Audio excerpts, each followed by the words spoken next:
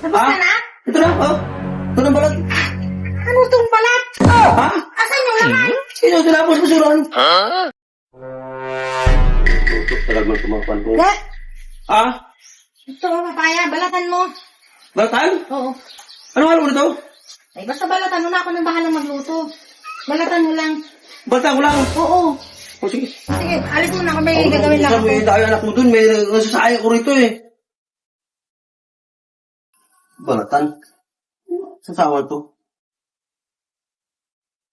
Ay, itong trabaho ko nito, mag-ano pa ako, balat ah. Kailangan pa talaga akong balat nito ko ako. Bayan, wala ba baka dito na maganda? Yung pang kayod? Wala pang pala dito, hirap dito. Ay, ito pala. Ano mo gamit ko?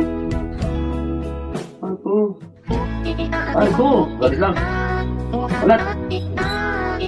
Puro naman to.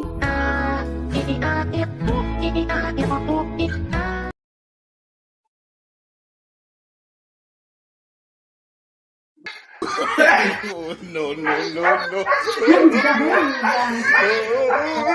Tapos ito. Dad, tapos ka na? Ito na, oh. Ito na balat. Ano tong balat? Ha? Asan yung laman? Sino tinapos mo suran? Ay, naku. Eh, dapat yun ang ay lulutuin ko, hindi ito. Sabi ko, babalatan mo lang. Ay, lulutuin ko. Eh, bakit yun ang tinapon mo? Ay, sabi mo sa balat na kasi balat kailangan mo eh. Talaga naman tumutusan na to eh. Eh, siyempre, ito ang itapo mo. Yun ang lutuin ko. Eh, Kasunod kasi ikaw na magtrabaho, puro ka utos kasi, alam mo naman di ko alam ang gawin dyan eh. sabi ko, balatan. Binalatan nga. Tinapon ng laman. Ito ang iniwan. Anin ko kaya to? Lulutuin ko to? Ay, talagang utusan na to eh. Ewan ko. Nagawag ka? Kailan kaya talaga itong ano ng utos na matino sa kanya eh. Ang gagawin ko, lulutuin ko to.